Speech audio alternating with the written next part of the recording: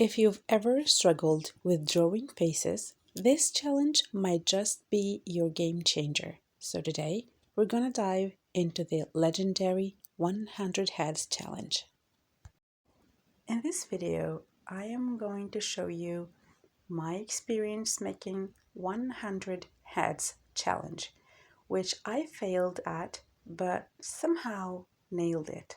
Get out of your comfort zone. That's what I was thinking when I decided to try this challenge.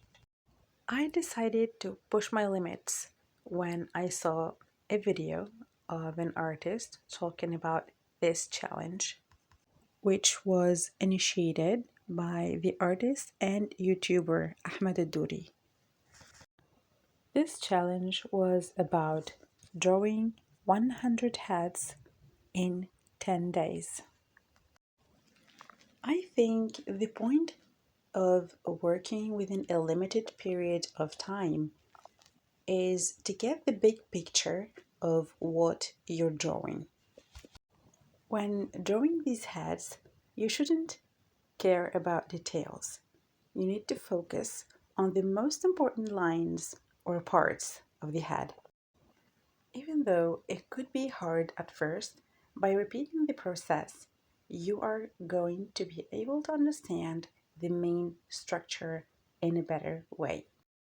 So, doing this challenge will allow you to comprehend the main construction of the head. To be honest, the first heads were looking kind of awkward because I didn't draw for a while. It was like my hand was stiff, which appears on the sketches. I started to feel the frustration and I stopped for a while. A while here meaning days. Plus, I sort of had more responsibilities at that time, and it didn't seem to be the best time for this challenge. I felt like the odds were against me. I was somehow overwhelmed and I didn't know how to deal with everything, so I didn't want to push myself so hard because I wanted to draw at the first place so I could have some inner peace and get rid of life pressures. But at that time, I found my life and drawing both pressure me. So I didn't want to stress myself to complete in 10 days because I didn't really have time. At the end of the day, I felt so tired. So the fact that I sit at my desk and draw some of the heads was actually so good for me. To put it simple, hats off to every artist who made this in 10 days. But when I couldn't make it, it didn't really bother me. I lost the time factor, but still had the persistence factor, which was so important to me.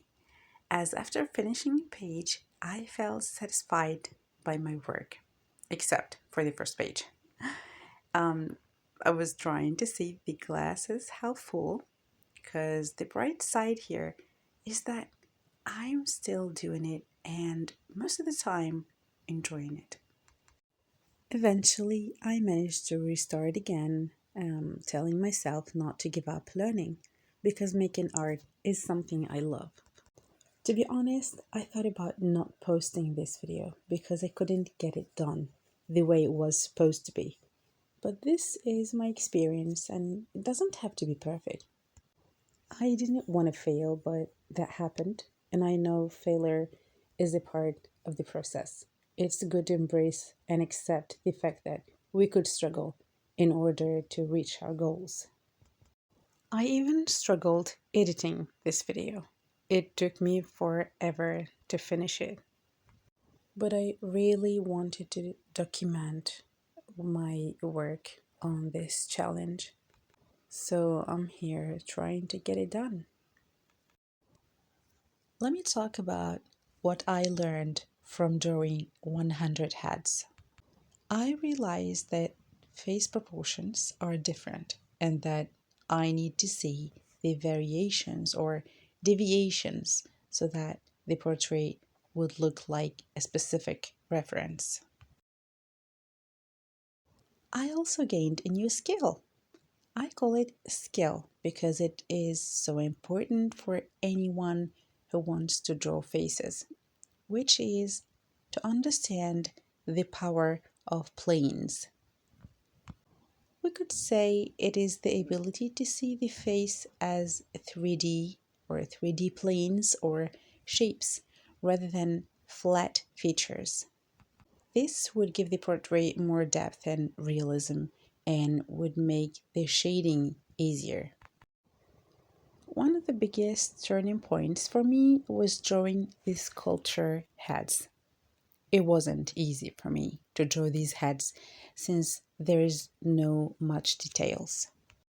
So I understood that light isn't just something that hits the face, but it helps define the facial structure, which makes it easier to simplify complex shapes. It was at this moment that I realized the weight of values over details. When I drew these heads, they didn't have colors, so I needed to see the values and the lines of shadows and light. Eventually, consistency is always the key to show up and draw. That what makes my drawings better. I just need to do more of it because I noticed the difference and the improvement between the first pages and the latest pages. I saw that the first faces were bad, and with every face, I understood what I needed to focus on in the next one. For example, I know that I'm not good with noses, so I tried to put more attention on it. And with every face, the shapes of the nose was different, especially when I drew these head-shaped parts, which made it me a bit uncomfortable because they're not the normal shapes of heads. The 100 heads challenge could be exhausting, but it's a great way to see what you can do. If you want to learn how to draw faces, stop watching, start drawing. See you in the next video.